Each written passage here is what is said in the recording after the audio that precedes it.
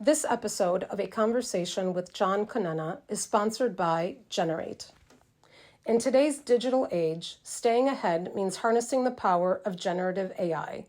Wondering how your small or medium-sized business can join this revolution? Look no further than Generate, your strategic partner for integrating cutting-edge generative AI solutions. We create personalized plans, adapting existing AI technologies to fit your specific business needs. Plus, our expert team provides essential training, empowering you to make the most of these innovative technologies. Interested in transforming your business with AI? Reach out to us at generateteam@gmail.com. That's generate, GENERAIT, team@gmail.com. And now, on with the episode. Good morning and welcome to another edition of A Conversation with John Conenna. Today we are thrilled to have on author Tracy Watland, speaker, kindness advocate. She uses the power of positivity to help both children and adults believe in themselves. This is going to be a really nice interview. I've been following Tracy for a couple of years. We were interviewed on a same show a couple years back, and that's when I started to follow her. She has written some really neat books. One is The Kindness Can, The Witch's New Britches, The Bluebird of Happy, and Abby's Magic Music, Billy's Story. And she was kind enough before this interview started. I received them on yesterday. Abby's Magic Music, Carried Away, is one of the books here that I'm holding up. That's in the music series that she's in. This is book number 2. And of course, she sent me The Bluebird of Happy, which I just mentioned in our opening. So this is great. And we're going to get into how this got all started. So after a little further ado here, Tracy Watland, what is going on with you, young lady, today? Hi, John. Thanks for having me on. Yeah, this is great. This is great. This is really nice of you to come on and kind of talk about this thing with the children's book. I just love everything about them, the graphics and everything, and the buzz through them a little bit last night and always kind of buzz through them on the internet. How did it start for you in the sense of, becoming this writer, this author? Was it a passion that started with you when you were a young girl? Always, always. As soon as I learned how to spell, I was writing. Um, I learned to read at a little bit earlier age. I mean, right before I started kindergarten, I was reading. So it's always been something that I've loved. I've always done poems and short stories. As I got a little bit older, I used to write sequels for my favorite books and my favorite movies. Um, I'd fall in love with characters and then I'd want to know what happened to them. So I would write their stories. And it just kind of snowballed from there. I noticed something in just reading up on you. You would do like these quick little endings for just like some of your friends or your classmates, writing short little stories about them. I saw that. It was pretty cool. Huh? I would write I would write fairy tales. They tell me what was going on and what they wanted to happen, and I would write the story about how they got everything they wanted. So that was kind of fun. And, truth be told, I got into limericks and we did some maybe not so PG limericks for them as well, but just kind of some fun stuff. Neat, neat. So, by the way, are you born and raised in Illinois? And what suburb were you born and raised in?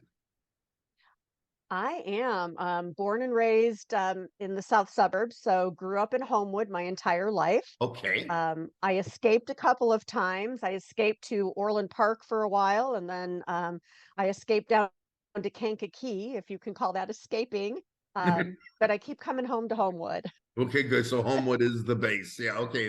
That is really nice. So, but it really starts for you, think, at really the young age, like grammar school or more or less high school, when you start I talking think about. as soon as I could spell, I mean, first grade, probably 5, 6 years Wow. old. So it's always been something that I've done. I didn't share a lot of it, except for, classroom.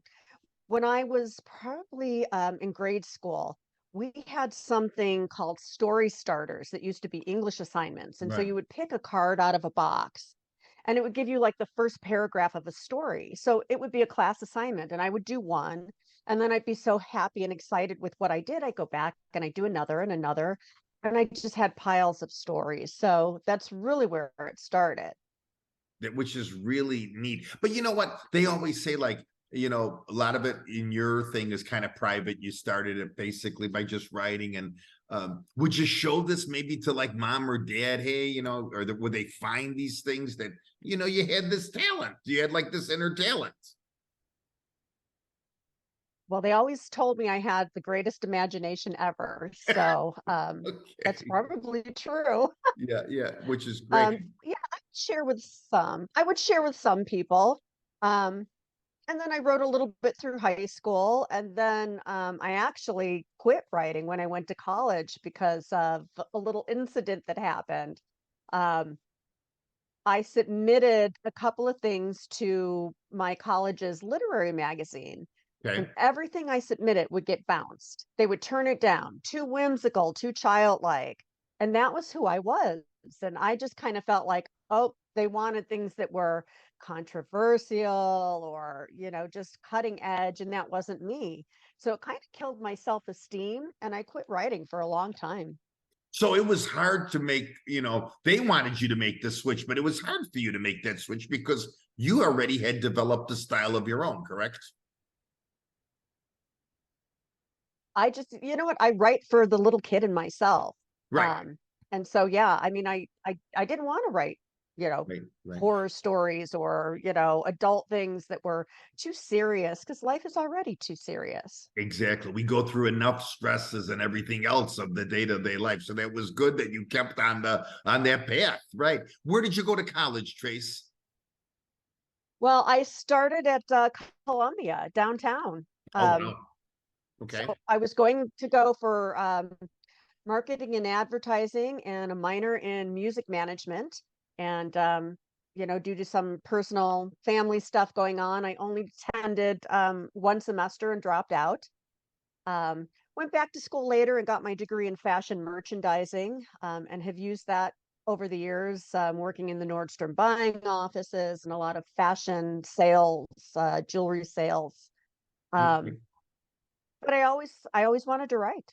Yeah. So the fire was in you, kept burning to say, hey, you know, I'm going to keep doing this. And you did it. You know, it was almost like that second nature, correct? You knew you had this in you. This is just like I have to tell you, I'm a travel agent by trade.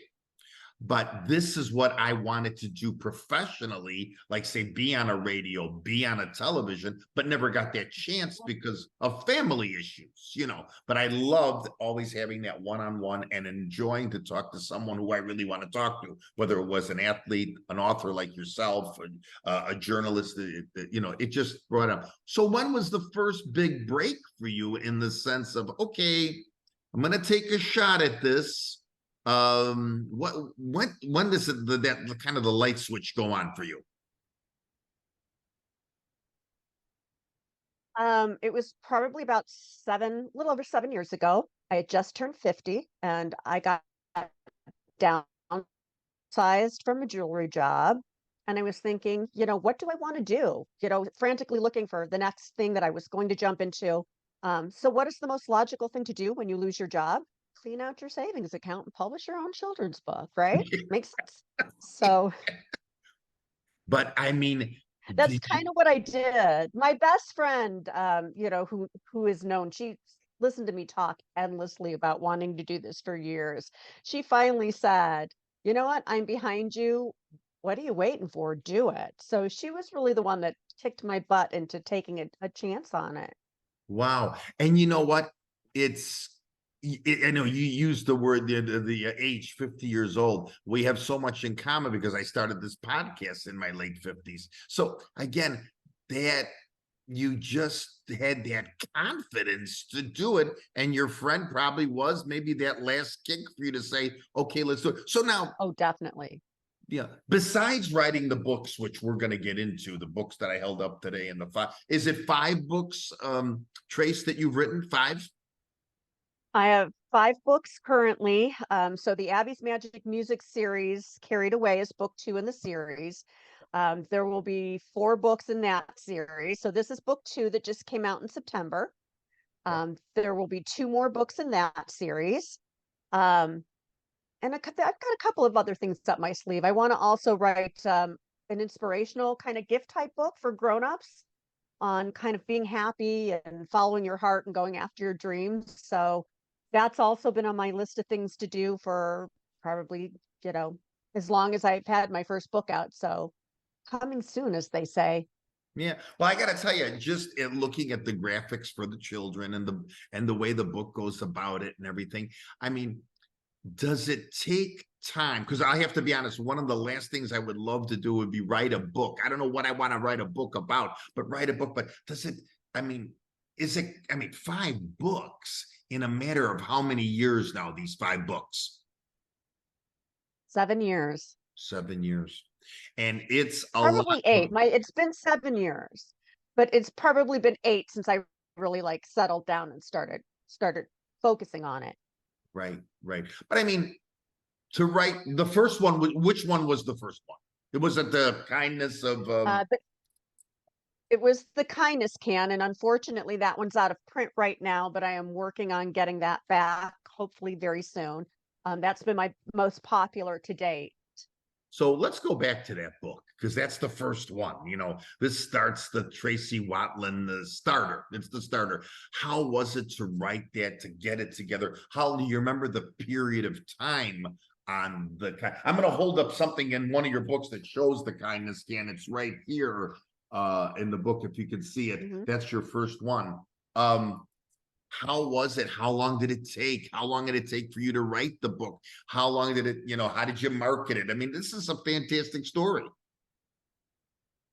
That one probably took me a little over a year to write, and that took me the longest. Because I kind of knew what I wanted to do, but I wasn't 100% sure on how to go about it. And the reason I actually finished that book was I went to a writers conference as part of Hay House's events. I don't know if you're familiar with Hay House, No. but they are the biggest metaphysical, spiritual self-help publisher in the world. Okay. And that was started by Louise Hay when she was 60 years old. And she has since passed on. But I went to a conference probably about 13, 14 years ago, and I met her. And I told her about my idea to write this children's book about kindness and how I wasn't getting a lot of great feedback, and people were telling me how hard it is to get a book published. And she said, write for your child inside and do it. We need more books like that out there. So just do it. So as part of that conference, they had a contest where you could submit to Hay House for a publishing contract. Sure. But you were up against, I was up against other children's authors. I was up against, all different kinds of spiritual, metaphysical topics. It wasn't like by genre. So I didn't win, but it pushed me to finish the book. It pushed me to get it professionally edited. And then I sat on it for another, probably 4 or 5 years before, like I said, I got downsized and I started looking for publishers. I started looking for an illustrator. And then I was like, all right, well, I'm this far in. Let me just do it. So a lot of trial and error, but I got it done. Is it, I've done a lot of authors on this podcast, the conversation with John Conenna. Is it hard to find the right publisher that Tracy Watland wants for her book? I mean, was it hard? I mean, how long do you think that process took for you? It was hard for me because most of the self-publishers, they're paperbacks, you upload your own stuff. I knew as a children's book, I wanted a hard copy and I wanted full color graphics. I wanted something the kids just would love to hang on to and would be mesmerized by not only the story, but by the illustrations. So it took me quite a few months to actually find somebody who would do it in hardcover. And then it was also a matter of finding my illustrator, which took a very long time as well. And that was kind of trial and error, having people do sketches for me of different characters. And but once I had those pieces together, I jumped in, signed my first contract, and had no idea what I was doing, but turned out okay. It turned out okay. I got to ask you. So then this book gets published, that first one, The Kindness Can. How does it do, let's say, after 1 year? How was it received in the market, in the world? How was it received? And, where did you go to market this? I think that was the funny thing for me is it was just a dream. I just wanted to write a book. I didn't even think about marketing or anything like that. Right, I right, right. figured I'd sell some to my friends and family and, maybe, I worked in the gift industry for a long time, so I thought I approached some of my former accounts. Um, so they were gracious enough to take a few copies, and so it kind of started there. And one of my local gift shops actually offered to do a signing with me, Oh, wow. which really blew my mind because I was like, I never even thought of myself as doing signings. I was just going to write this book and put it out there, and the end. Um, so that started. And then I had some friends who were teachers that started asking me if I would come and read to their classes. And I was kind of off and running, and it's been a lot of fun. And of course, I always think, when you've got this confidence built up that you did this first one, which one was the second one? Because you're getting all these different ideas, you're getting great feedback, you've marketed the book, you've got the publisher, you got the illustrator. By the way, you always have come out in these books and mentioned this gentleman, which I love the first name. It's Ignazio C, which is the Italian version. I can say it because my tongue's full of a lot of pepper and pasta, but you always do credit Ignazio C for some great illustrations. Was he the one that has been through Oh all my God, he's amazing. Yeah, I wanted to mention him here He today. has What are done your thoughts? all of my books. Yes, So fantastic. Ignacio G, yeah, he's done all five of my books. He and I have just really connected. He understands what I'm doing. He understands. He was the first one to tell me that I was building my own universe, because I had this idea of each book, an element of the book before it rolls into it. So my second book is The Witch's New Breeches, Okay. which is about a witch that goes underwear shopping for Halloween. And that was something that I had written years and years ago. And my sister loved it. I wrote it for my godkids when they were little, and my sister loved it. And she said, "You got to do it." So that was the next one that I picked. But I made sure that the kindness can is seen somewhere in the background in that book. And then it just kept spiraling. So then when I got to the Bluebird of Happy, the kindness can was in there and the Witch's New Breeches was in there. So if you follow through all my books, there are elements of each book going forward. And he was the first one that figured out kind of what I was doing and titled it. I just thought it was a cool idea. He was like, "Oh, we'll hide Easter eggs and you'll build your own universe." And it's been so much fun.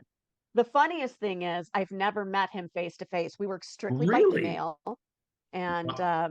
yeah, yeah. Someday I'm gonna get out there. He's based in the Seattle area, and he's just amazing. I love him to pieces.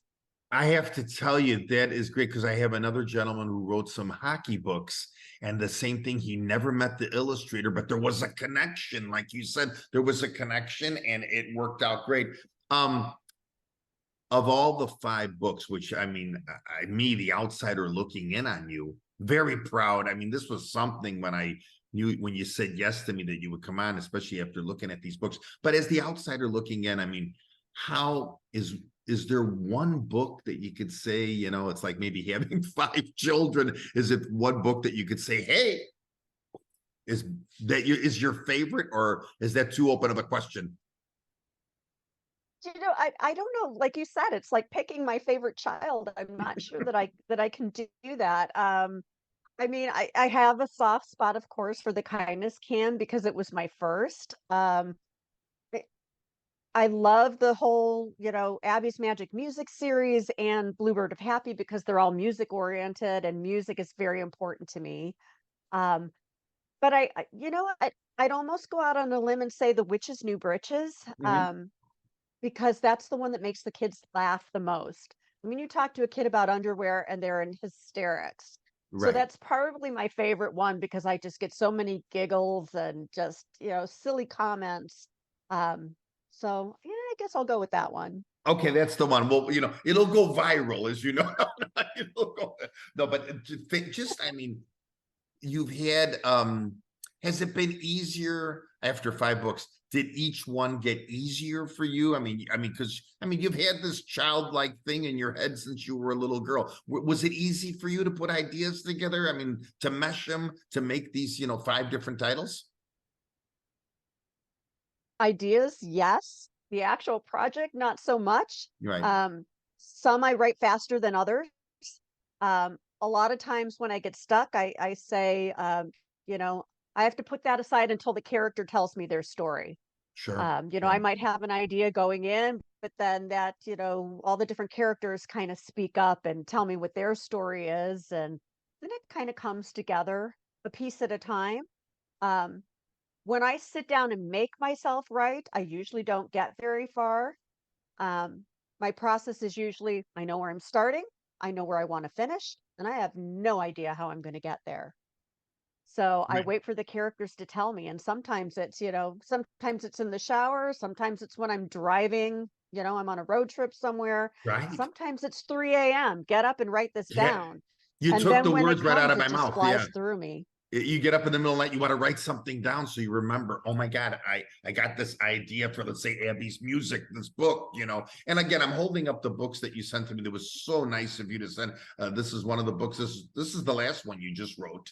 This was in This is the September, newest correct? one. Yeah. Yeah, Abby's Magic Music Carried Away. Yes. Of course, the Bluebird of Happy, and I plan to get the other ones. So you're going to have to get that kindness book back on the market for me. Otherwise, I'm going to be buying it on eBay.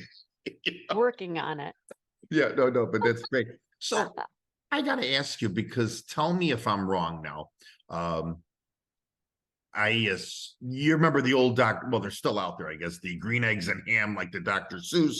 And of course, we have like Yeah, the one that I of just got course. from my granddaughter, Corduroy. These, I just think Hmm. this type of book, tell me if I'm wrong, the way you have it, like on those other books that I mentioned, is the attraction for children, because these are never going to come out in paperback, correct? No. Yeah. Uh-uh. Yeah, this is That's not the plan anyway. exactly. But this is something when you're laying next to your child or your granddaughter, your grandson, you're there flipping and they see the colorful. Just to show our audience, some of the graphics in here are just unbelievable. Of this book. Some of the things that you see with the characters, the animals, the people, just really cool. And by the way, I've got the best 2 copies because Tracy has signed them to me. So that's really nice of you. I really thank you. Are you really thinking of hitting the adult theme in the way of your positivity? Because your positivity, young lady, is unbelievable. Thank you. Um, yeah, I am. But the plan right now, my plan is a gift book, one of those little, 8 by 8 inspirational books about going after your dreams, following your heart. And it's going to be pitched more towards the adult market, but my plan is to still use all of my characters kind of through the pages telling that story. Right.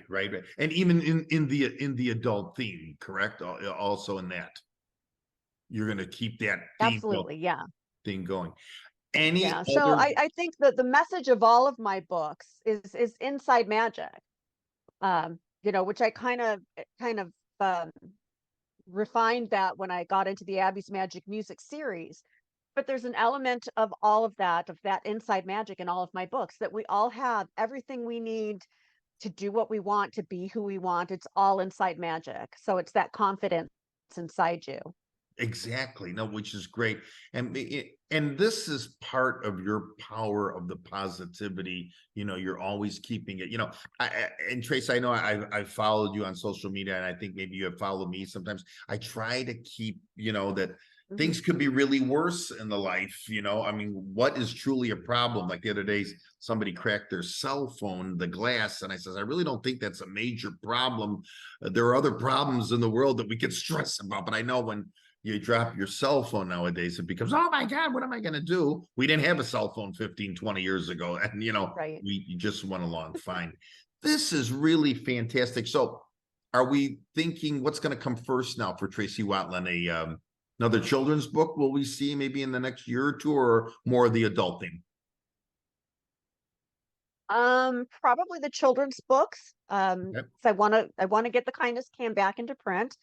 But I also want to finish the Abby's Magic Music series, which is another 2 books. But I'm also working on that adult book at the same time. So who knows? So right now Whatever inspiration hits me. in the Magic Music series, you are working on book 3, correct? I just started book 3. Yes, I've got a couple of new characters to add. And the new story is in the works as we speak. Well, listen, I really appreciate this. We're going to play a little. I want our audience to get to know Tracy Watland. So I put together basically 5 questions. Uh-oh. And yeah, so you better, if you don't want to answer them, you can tell me, John, I'm going to write a book about you to get rid of you. But I'm going to ask you 5 questions and let's see what you're all about, Okay, so an early mentor growing up that gave you the passion, besides this inner passion that was already in you, who was like a couple early mentors, if it was mom and dad or somebody else that you want to give kind of kudos here today on this interview? You know what? Probably my grandma. Okay. She passed away a year ago last October. She's a character in the Kindness Can. She's the bus driver because is a private joke between she and I and my mom. She would always put us on the bus, and I hated the bus. So Okay. she appears as the bus driver. But I think she was always my biggest fan, and she loved everything I did, and just, she was my safe place to run to when things were not great. Yeah. So she would be my number one. And then also, my mom, so funny. My mom is probably one of my best friends, yet we lock horns all the time.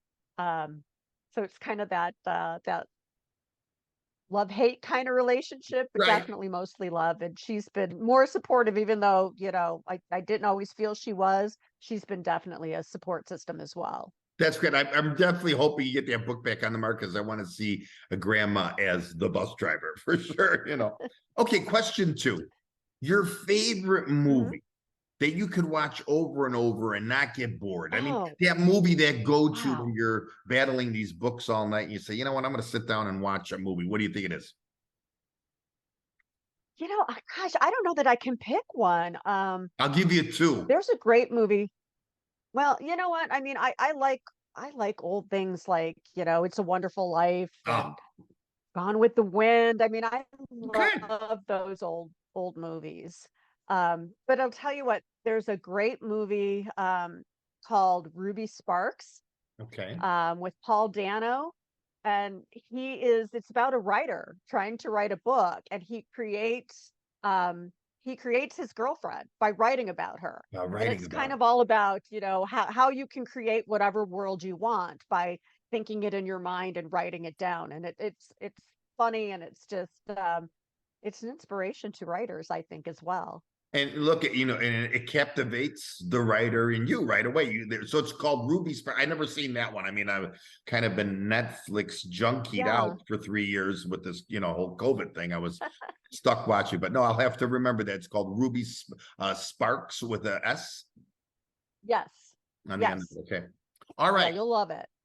Here's question 3. Now, the first part of this is difficult because I already see it in you. If you could write a book about somebody, let's say like that autobiography or a biography of someone about somebody, who would it be? And I just want you to know, I want you to take away your first answer because I know it's coming. It can't be me. Oh, darn. Who will I pick next? I don't know. I mean,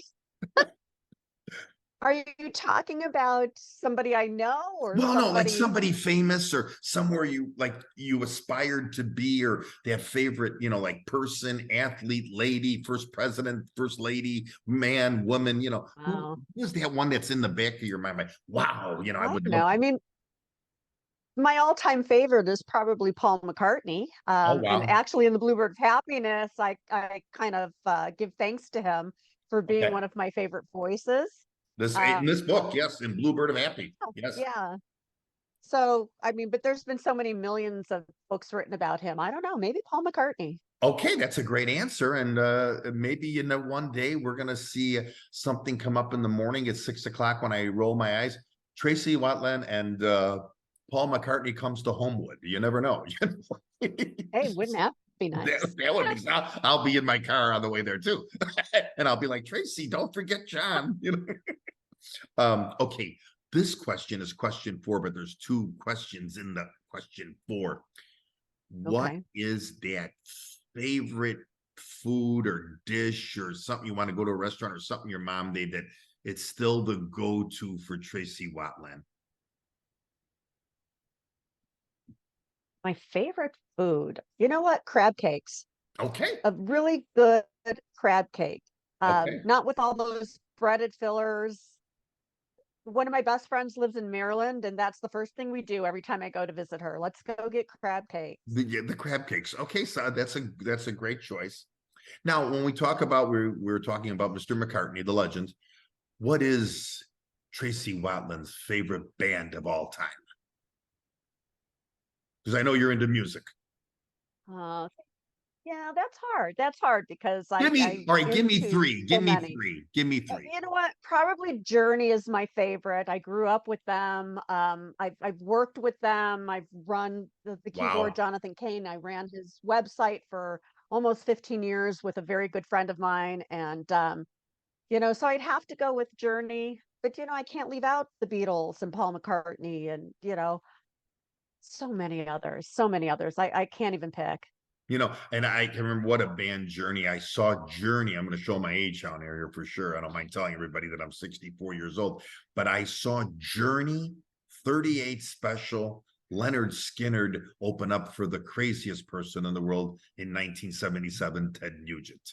So those 3 at that time, well, Skinnard was a big band, but 38 special and Journey were no ones opening up for Nugent. Now, I would watch Right, Journey over right. Ted Nugent any day of the week now. Okay, the last question, and this is something. What are we expecting from Tracy Watland here in the future besides these books? We going to continue to see this drive and determination from you? So it's part of my blood. It's part of who I am. I would love to do some plush toys to go with my books. I have some that I use for school visits, but I'd love to package them with my books. And really, the one big thing I would love to do is turn at least one of them into an animated film, or an animated short. Right. So there's a lot left in the tank here that we see of your career. This morning I did, but my first thing I do, I check my emails. I check what's going on social media. I check to see who's making 700 million, if it's a baseball player, or if it's an actor, or, whatever, if anybody won the lotto besides me. So, but you wrote something today that was really good. And I always do try to follow you on the social media. You said something like this today, and it was a great start to the day. Balance is not something you find. It's something you create. Tracy Watland, you're all about balance, determination, a great work ethic. I always end it like this. You keep doing what you're doing, young lady, because like I said, this is fantastic. These 5 books that have come out. And I truly appreciate today you coming on here to tell us all about this, because this is great. This is unbelievable. And we need more Tracy Watlands in the world. That's how I'll leave it today. Thank you so much, John. I appreciate you having me and asking me. It's really been a lot of fun chatting with you. Yeah, great. And I have a great week. Keep us posted on these books and make sure you bring back that original book, because I'm sure it was well received then, and I'm sure it'll be well received again here as we approach 2024. Everyone have a great day. And again, thank you, Tracy Watland.